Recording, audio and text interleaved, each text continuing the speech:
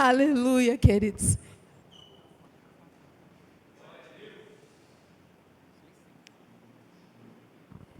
Eita Deus, não estou acostumada com essa modernidade.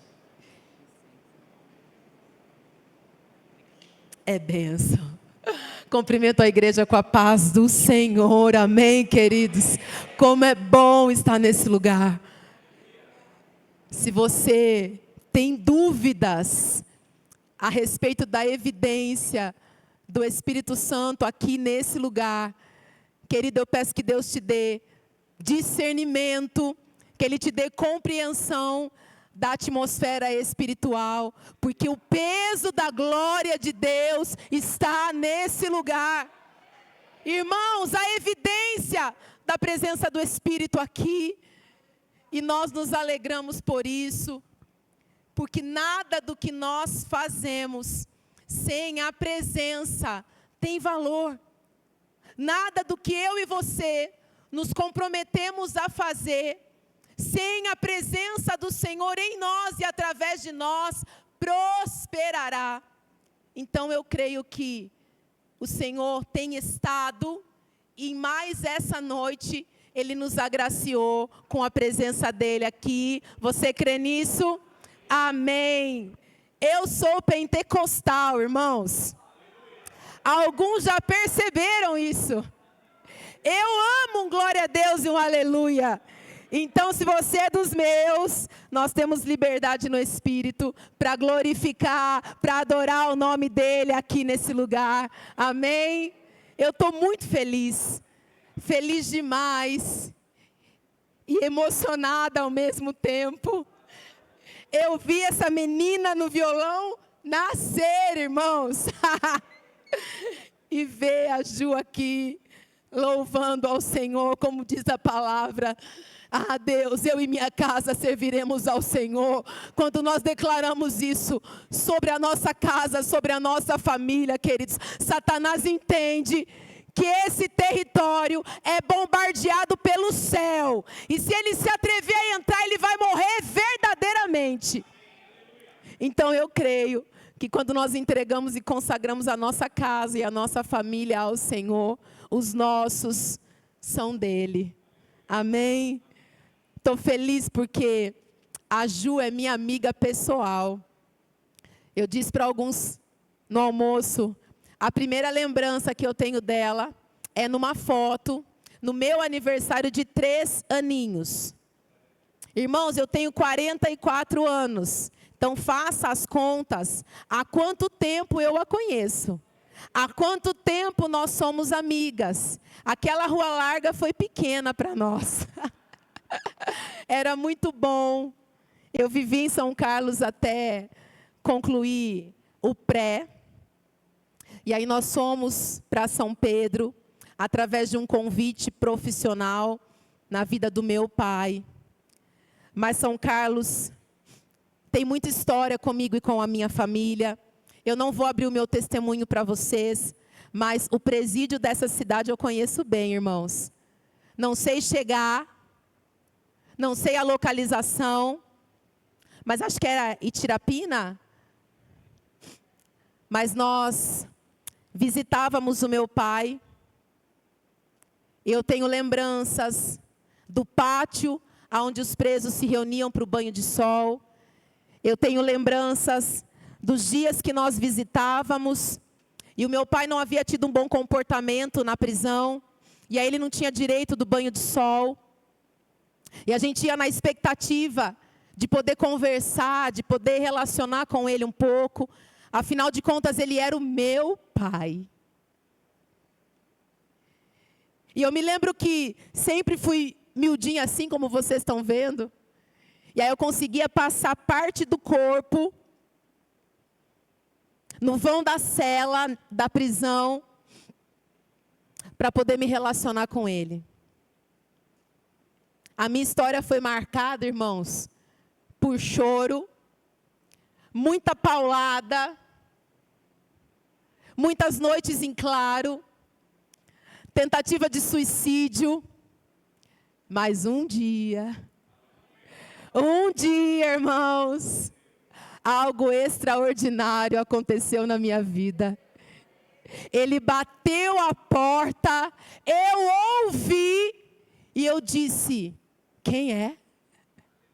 E ele respondeu: sou eu, o Senhor Jesus, o Salvador da tua alma.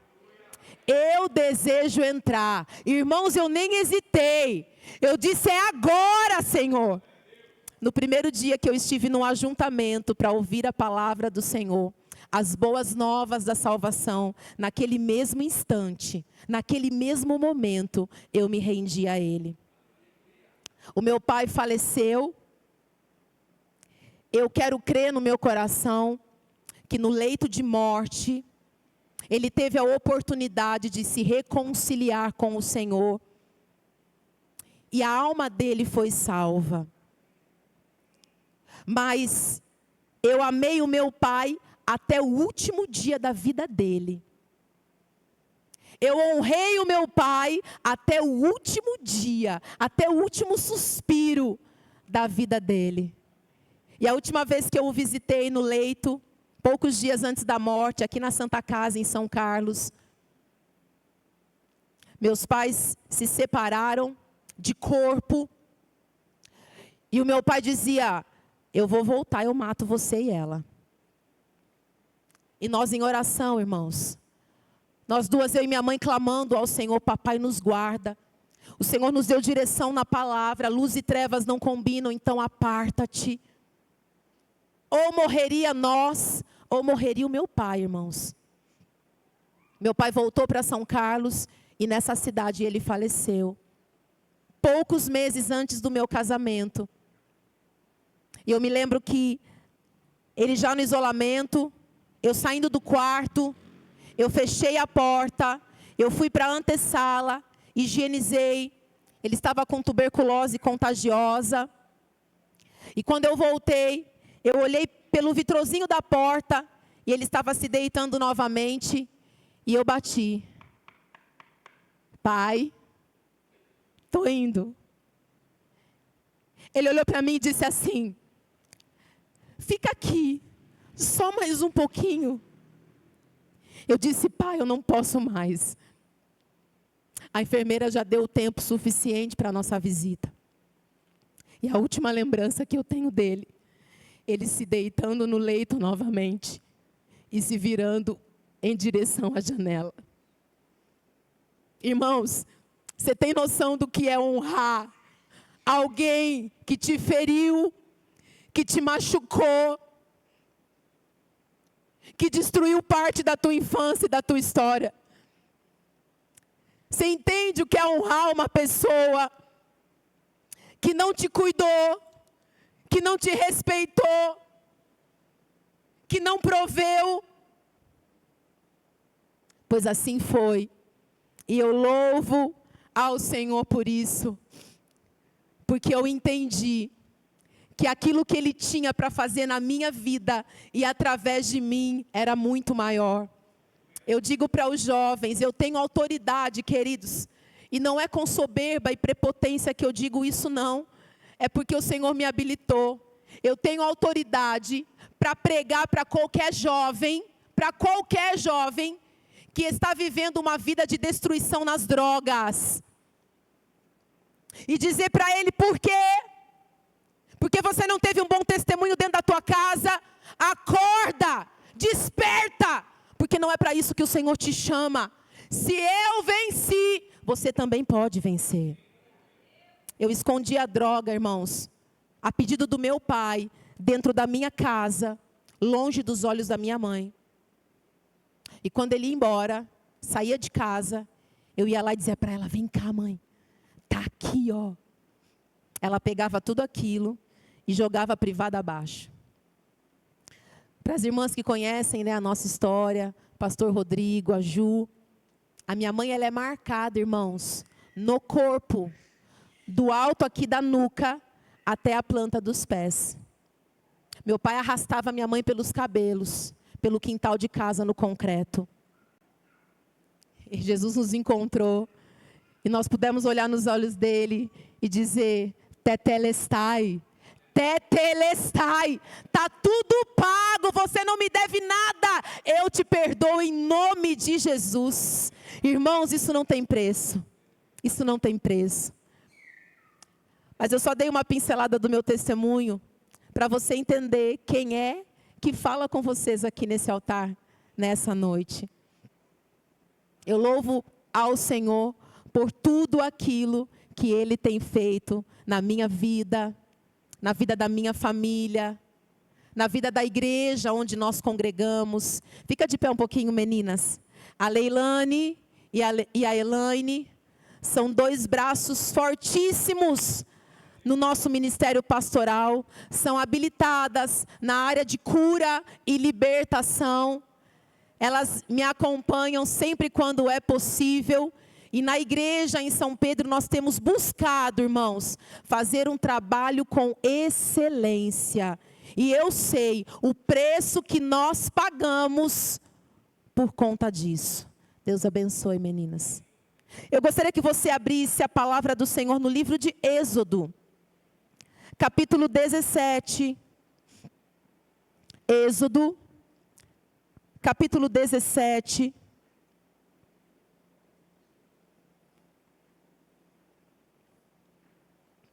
Eu desejo que nessa noite o Senhor traga um despertamento no teu coração, um avivamento, querido, e um senso de urgência a respeito do reino de Deus. Estamos vivendo os últimos dias e Deus tem pressa em todo o propósito estabelecido por Ele. E Ele não conta com as pedras, Ele não conta com as paredes, com o concreto do templo da igreja. Mas Ele conta comigo e com você. Olha para o teu irmão e diz: Deus conta com você. Ele entendeu, querido? Você achou que ele entendeu? Dá uma olhada na cara dele e na cara dela. Vê se ele está com cara de quem entendeu o projeto de Deus. É a respeito disso. O livro de Êxodo, capítulo 17, vai nos contar a respeito de um milagre durante uma peregrinação. O povo de Deus havia acabado, na cronologia dos capítulos, de sair do Egito, e nesse momento eles já percorriam, caminhavam pelo deserto, em direção a uma terra que Deus havia prometido, com a promessa de viverem num local, num território, onde eles seriam poderosamente abençoados, numa terra que manava leite e mel, sustento, provisão, uma terra de sossego, uma terra de bonança. Mas fato é que Deus também traz a revelação na sua palavra, direcionada a Moisés e a todo o povo, que olha, a terra é boa, mas existe resistência lá. Existem gigantes naquele lugar. Querido, entenda que toda promessa que Deus dá é perfeita, é maravilhosa. Mas entenda que para o cumprimento de cada uma delas existe um processo. Existe uma caminhada. E ao longo dela, eu e você enfrentaremos muitas dificuldades. E nós aprendemos com esse povo. Eu estou na Nova Tradução da Linguagem de Hoje. E o texto diz, a partir do versículo 1. O povo de Israel saiu do deserto de Sim, caminhando de um lugar para o outro, de acordo com as ordens de Deus, o Senhor. Eles acamparam em Refidim, mas ali não havia água para beber. Queridos, Deus dá uma ordem ao povo e uma direção.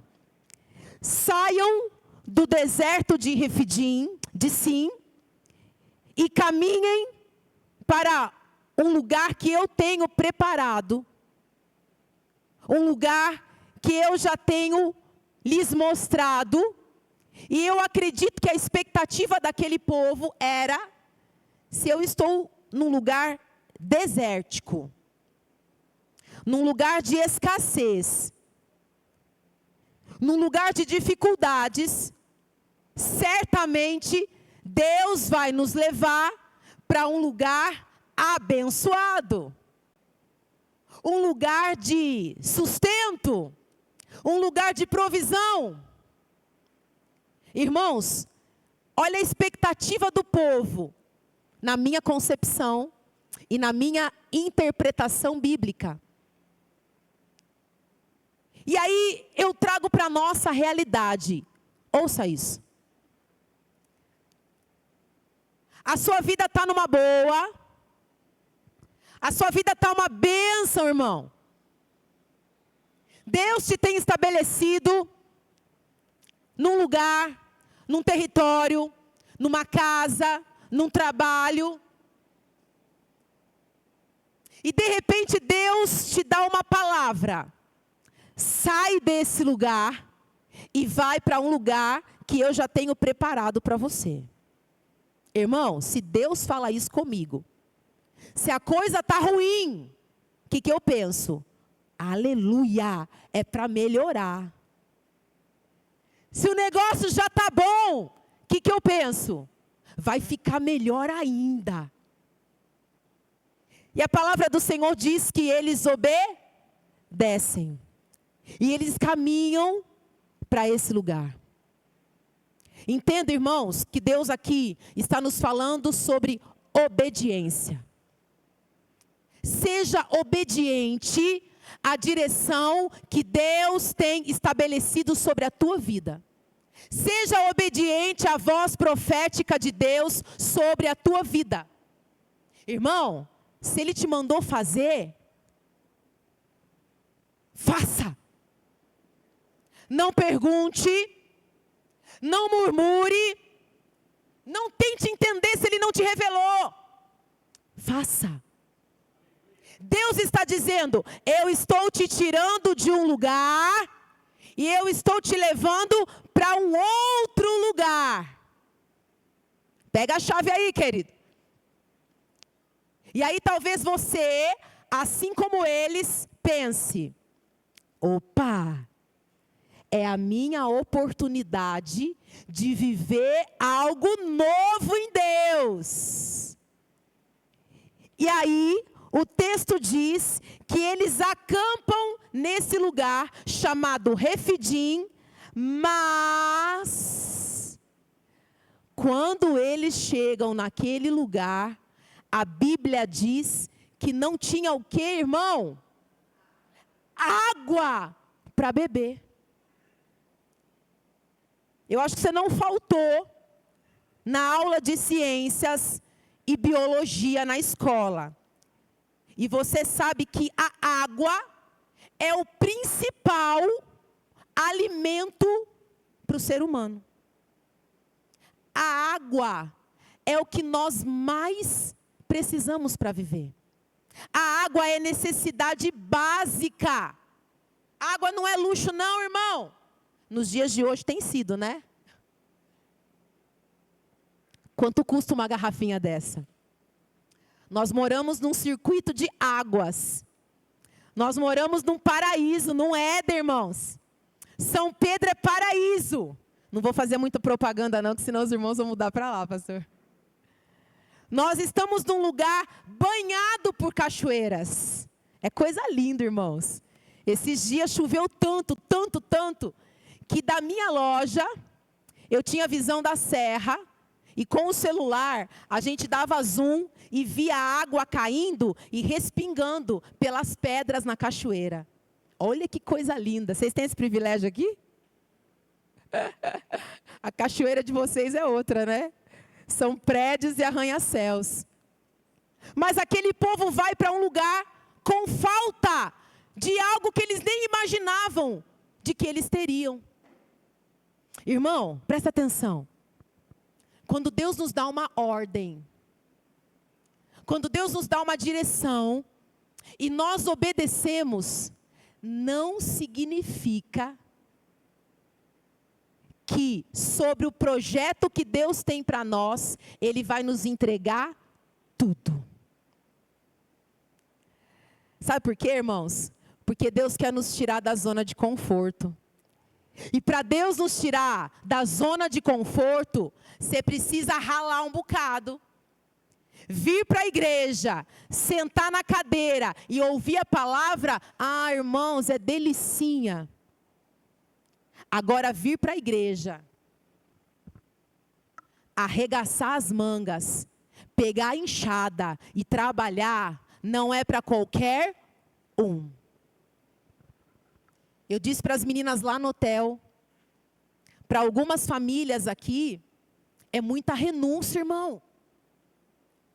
A gente estava saindo daqui para o lugar do nosso almoço, a Ju estava no carro, eu disse, gente, eu não estou acostumado com isso não. A minha casa da igreja, irmão, são 4 minutos. Se eu acelerar um pouquinho mais, é 3. Irmãos, nós demoramos quanto tempo para chegar aqui do hotel?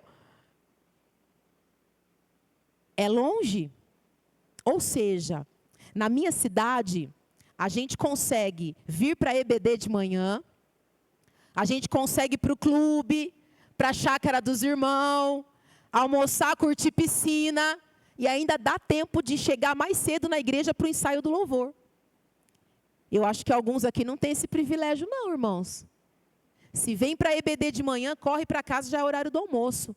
Piscou do almoço, já tem que chegar às 4 horas, quem está escalado no louvor para ensaiar. Ou seja, irmãos, é renúncia. A minha pergunta para você nessa noite: existe disposição no teu coração para renunciar às tuas vontades a favor do reino? Existe renúncia em você? Existe sacrifício para que o reino de Deus seja estabelecido através da tua vida? Pois nós chegaremos em momentos de escassez. E Deus vai nos fazer viver a provisão dEle. Versículo 2 continua dizendo: então eles começaram a reclamar contra Moisés. E lhe disseram: dê-nos água para beber. Moisés, resolva o problema. Irmão, é fácil transferir a responsabilidade para o outro, amém ou não amém?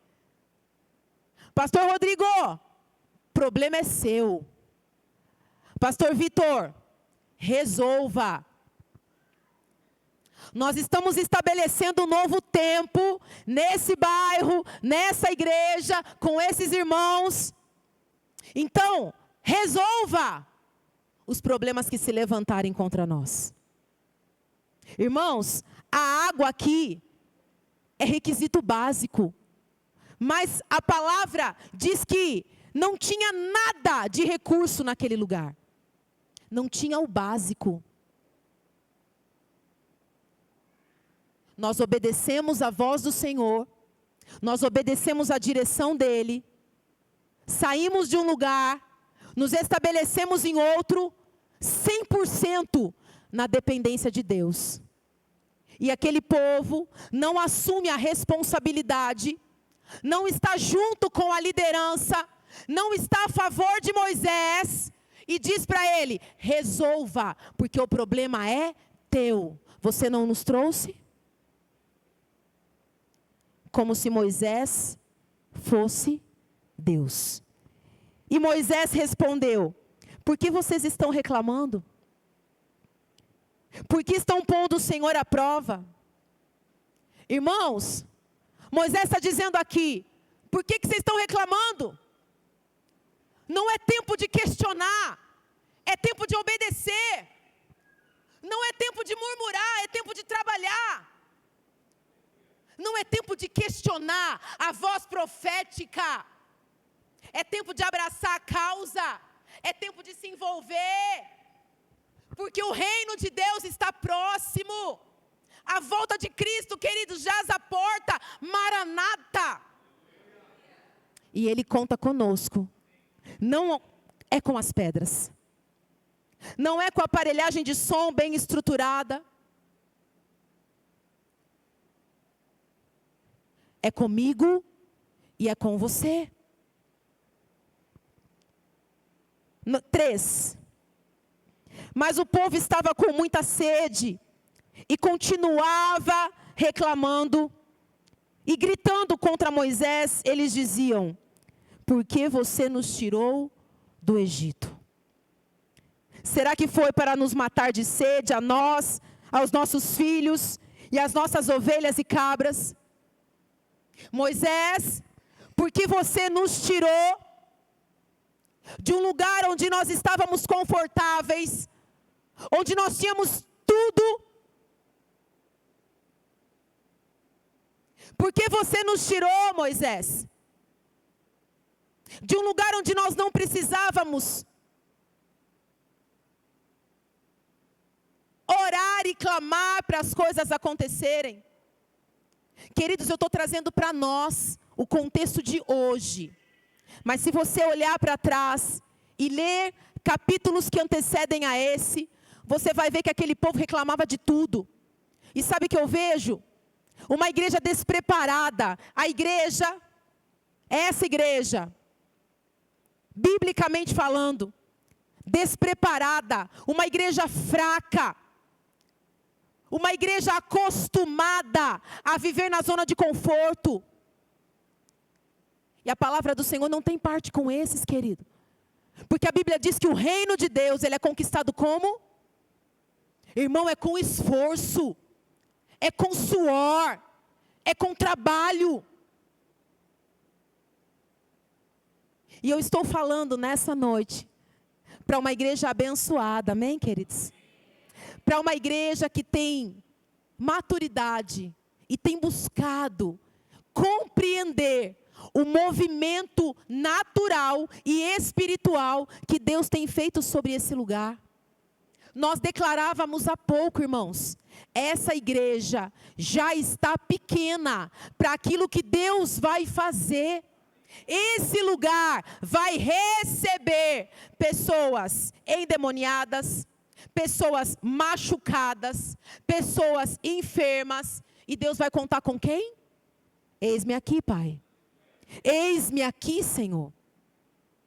Mas nós precisamos ouvir, obedecer e entender o movimento de que Deus está trazendo sobre a nossa vida. E o texto continua no versículo 4. Então Moisés clamou, pedindo a ajuda de Deus, o Senhor, e ele disse: o que é que eu faço com este povo? Mais um pouco e eles vão querer me matar. Mais um pouco e eles vão me apedrejar. Mais um pouco, Senhor, eu estou morto. Irmãos, nós falamos de manhã a respeito de oração e intercessão. Nós falamos muito a respeito disso. E eu creio num Deus que ouve a nossa oração através da intercessão, através do clamor, através das nossas súplicas. Eu creio num Deus que muda sentenças. Eu creio num Deus que restaura famílias. Eu creio num Deus que une propósitos através de pessoas. Eu creio num Deus que restaura casamento. Eu creio num Deus que liberta cativos das drogas.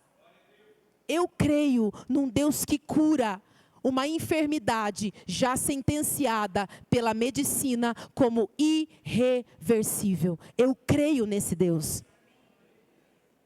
Mas Deus está trazendo um mover no meio de nós, a ponto de criar uma conexão a ponto de criar uma aliança no meio dessa igreja, para juntos vivermos algo grande, maior do que aquilo que os nossos olhos conseguem ver e entender. E o texto continua, o Senhor disse a Moisés: escolha entre eles alguns líderes e passe com eles na frente do povo. Leve também o bastão, fale comigo, bastão, amém, com o qual você bateu no rio Nilo. Eu estarei diante de você em cima de uma rocha e ali no monte Sinai. Bata na rocha e dela sairá água para beber. Queridos, Deus está dando uma direção. Deus está dando uma estratégia para aquele povo. Nós ministramos pela manhã com alguns, mas agora Deus está continuando e concluindo aquilo que Ele começou nessa igreja pela manhã. Deus está dizendo que você faz parte desse exército que vai caminhar lado a lado com os pastores dessa igreja, rumo a um projeto, rumo a uma promessa que Deus já estabeleceu sobre vocês. E aqui Ele dá uma estratégia. Ele diz assim: Moisés, pastor, venha cá, presta atenção. Eu quero que você separe alguns líderes, traga para perto, e é com esses que você vai dividir a autoridade de Deus, para que algo grande, no natural, seja realizado para esse povo, para essa igreja. Então Moisés, na figura do pastor nos nossos dias, ele chama para perto a liderança, que é o que nós fizemos pela manhã, irmãos. Ele prepara a liderança, ele dá alimento espiritual para aquele povo, ele capacita, ele habilita, e ele diz: agora nós vamos prover, através de Deus, o sustento que toda a igreja precisa.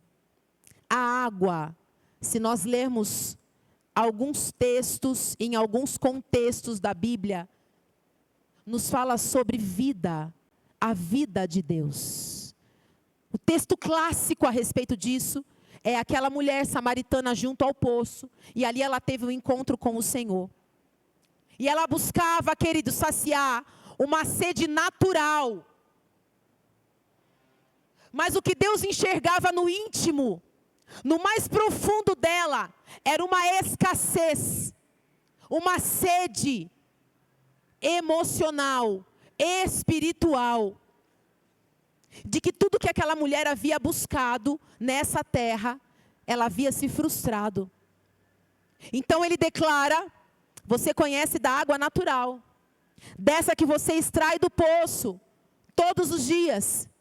Mas o que eu tenho para você é uma água viva, que jorra do trono de Deus, e não só sacia a tua sede espiritual, mas transborda através de você, para todos quantos se aproximarem. E a Bíblia diz que depois desse encontro genuíno com o Senhor, aquela mulher se torna uma das maiores evangelistas de toda a Bíblia.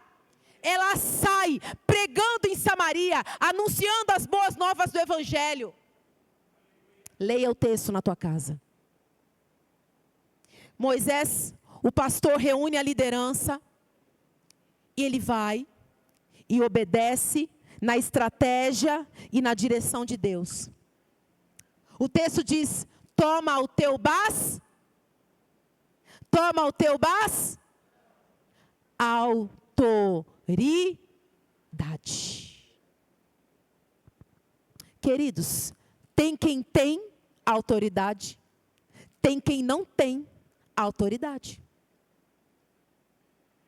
Se eu agora aparecer ali na rodovia Washington Luiz com o meu carro, ligar o pisca-alerta e começar a acenar para as pessoas pararem aqueles que estão irregulares na rodovia. A velocidade é 100, 110, 120, eles estão além disso. E dizer, eu vou te multar, porque você está infringindo a lei. Eu tenho autoridade para isso, queridos? Pois bem. Mas o nosso contexto espiritual aqui, se adentrar no meio de nós, alguém enfermo, ou necessitado de um milagre em Deus, eu tenho autoridade para impor as mãos, como diz a palavra do Senhor. Eu já preguei sobre isso em São Pedro. Vocês não têm noção, queridos. O poder, a autoridade sobre a imposição de mãos. Nós vamos orar com algumas pessoas e a gente impõe as mãos. Isso é conduta humana? Isso é conduta terrena? É doutrina de homens? Não, irmãos. Leia a Bíblia. Num determinado momento, Jesus falava com os seus e chega um monte de criança. E as crianças eufóricas ali, porque elas também queriam conhecer. Elas também queriam ouvir. E enquanto eles tentam repreender as crianças, afastar as crianças, Jesus diz, deixa vir a mim. E a Bíblia diz, impondo-lhes as mãos, ele as abençoou. Em Atos, nós vemos relatos de Pedro, Paulo, impondo as mãos sobre pessoas para que elas recebessem o Espírito Santo. Então, nesse momento, Deus está de novo declarando a Moisés, Moisés, você tem autoridade, porque eu te dei. Para trazer provisão, para trazer sustento nesse lugar. É como se ele dissesse hoje, Pastor Rodrigo, Pastor Vitor, toma o teu cajado, toma a autoridade que eu já te dei, porque você tem, junto com a liderança, a autoridade para trazer sustento para essa igreja, para essa casa, para esse povo, para esse ajuntamento que eu vou trazer e arrebanhar nesse lugar. E assim eles fizeram. O texto declara, no versículo 6, eu estarei diante de você, em cima de uma rocha, ali no Monte Sinai, eu estarei diante de você, em cima de uma rocha. A Bíblia diz que por diversas vezes, em diversos momentos históricos, homens de Deus constroem altares em memorial de algo que Deus havia realizado. Todas as vezes que eles se achegavam àquele lugar, que eles viam aquele lugar, e um altar de pedras havia sido estabelecido, era para trazer à memória algo que Deus já havia feito. Então o Senhor está dizendo, Moisés, liderança, pastores, eu estou dando autoridade para vocês cumprirem aquilo que eu já tenho estabelecido. E eu, diz o Senhor, estarei sobre a rocha. Estarei aonde, irmãos? Sobre a rocha para nós. Nesse tempo, significa o altar do Senhor. A primazia nesse lugar, nesse altar, é do Senhor. Que desapareçam os músicos, que desapareçam os ministros, que desapareçam os pastores, que desapareçam os pregadores e que Ele apareça, que Ele cresça, que Ele seja visto e que eu diminua. Então, por que temer, igreja? Por que temer? Eu estou achando isso maravilhoso. Eu estou achando isso maravilhoso. Pastor Nivaldo, pastor Eliana, enviaram pastores e um povo para começar uma obra. Irmão, quando alguém me convida para algo e que eu não posso estar, eu não envio qualquer um. Eu não envio qualquer pessoa. Eu não envio qualquer líder. Eu envio o melhor. Você pode dar um glória a Deus aí, querido? Ele envia o melhor. Então entenda que os pastores dessa igreja eram os melhores servos que a central tinha nesse momento e foi enviado para esse lugar. E aqueles que entenderam a autoridade que está sobre a vida deles e aceitaram, oraram, receberam uma direção de Deus para dizer: eu estou nessa, eu estou junto, se eles vão eu vou, se eles estabelecerem eu estabeleço também. E vieram. Deus está trazendo autoridade sobre a tua vida. E eu amo esse texto. Jesus divide comigo e com você parte da autoridade dele. Ele diz o quê? Eu vou para com o Pai. Eu vou. Mas vocês que vão ficar aqui, presta atenção. Se eu fiz coisas grandes, se eu realizei milagres, levanta a tua mão aí, querido, e toma posse dessa palavra. Vocês farão obras maiores das quais eu realizei aqui nessa terra. Posso ouvir um amém? Amém! É sobre você, querida, é sobre mim. É sobre nós.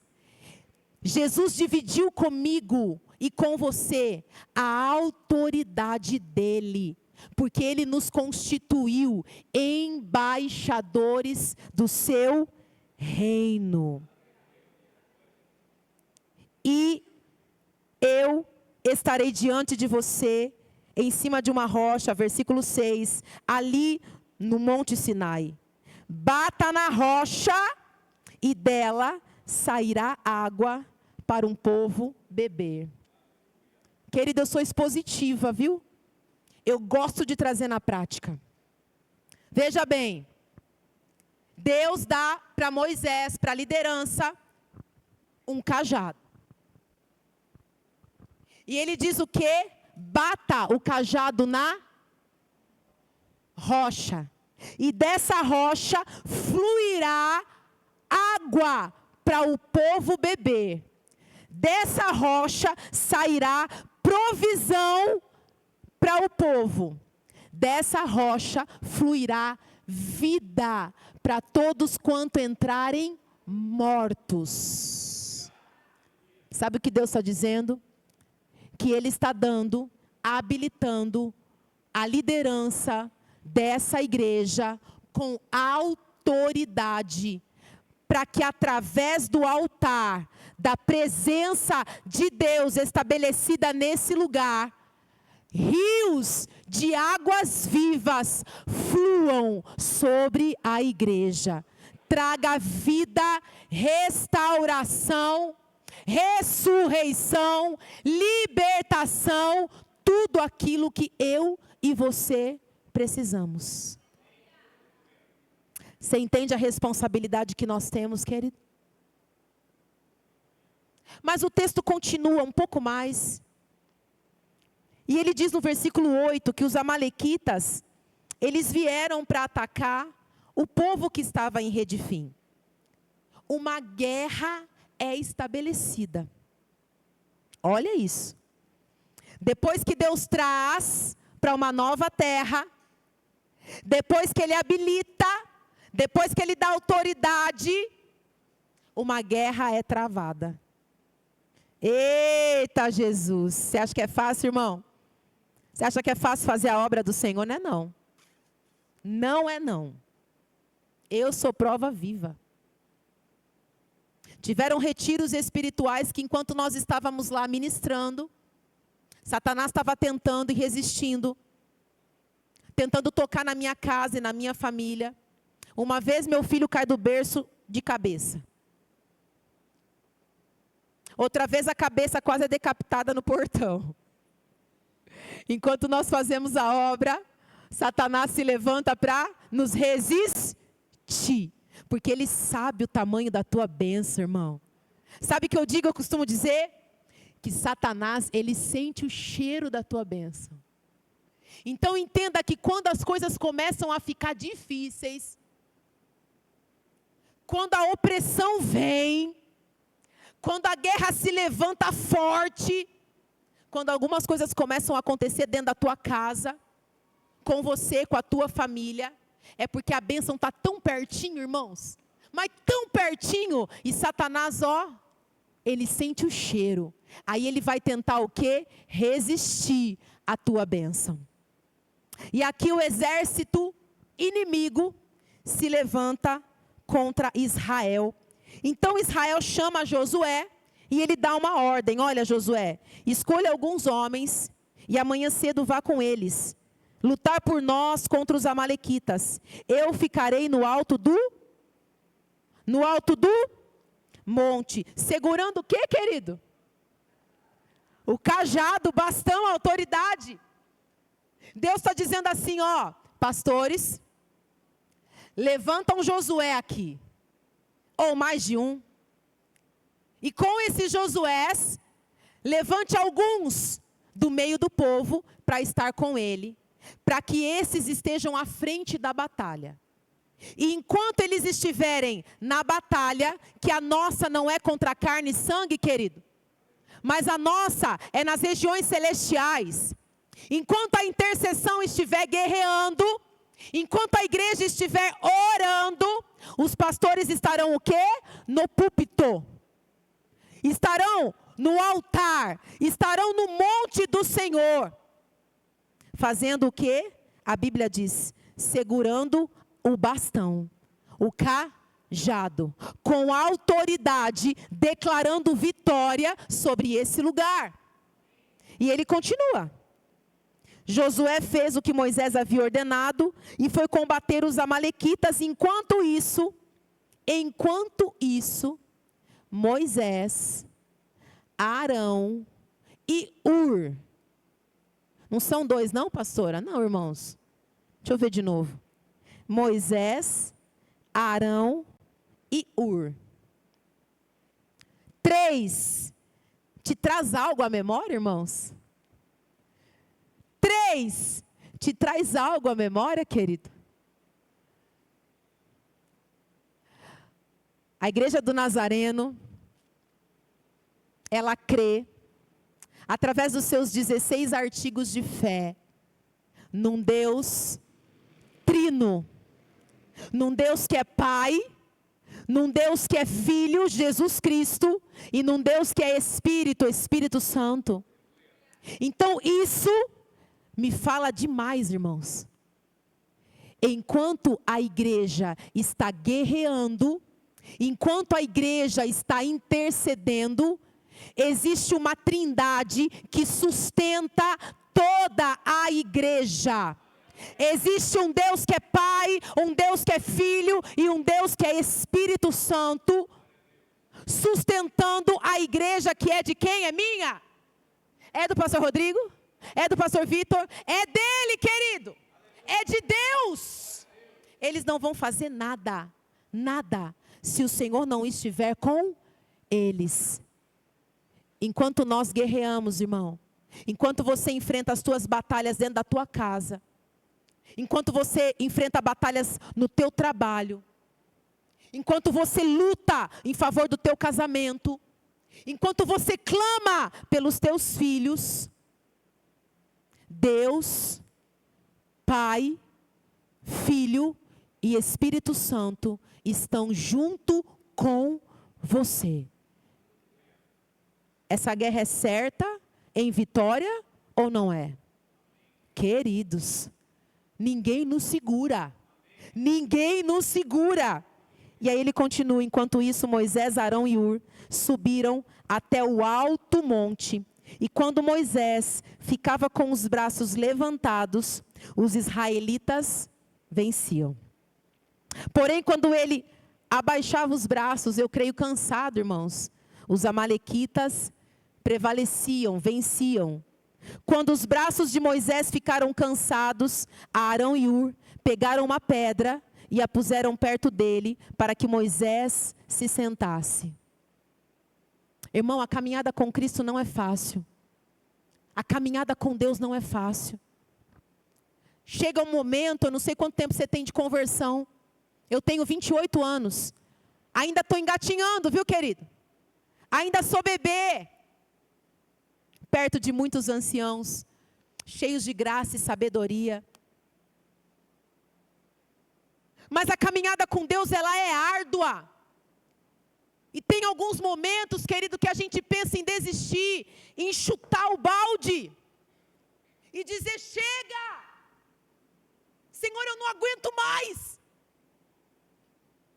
Há quanto tempo eu tenho clamado pela minha casa e pela minha família?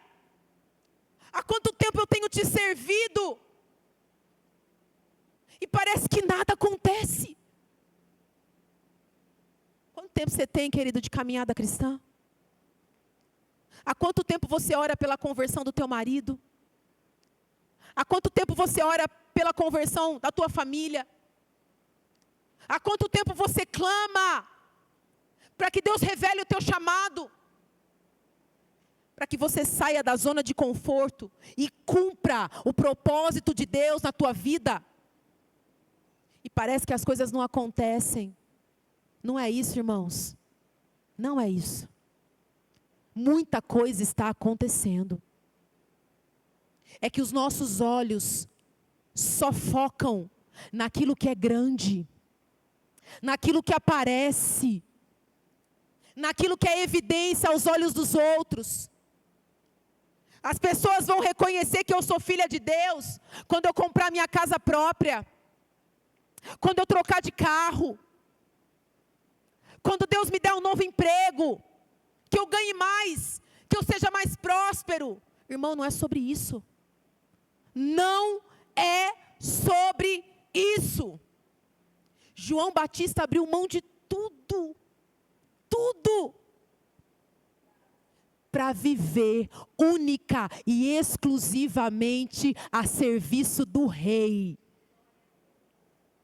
E foi um dos homens mais ilustres, na minha opinião. Um dos homens de maior exemplo, na minha opinião. Deus deu a João Batista a honra e o privilégio, queridos, de batizar o próprio Cristo. Tamanha era a vida em consagração e santidade daquele homem.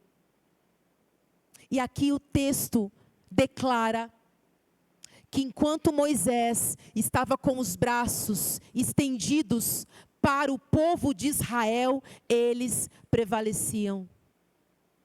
Querido, levante as suas mãos e declare assim, ó: eu tenho a responsabilidade de sustentar a minha liderança.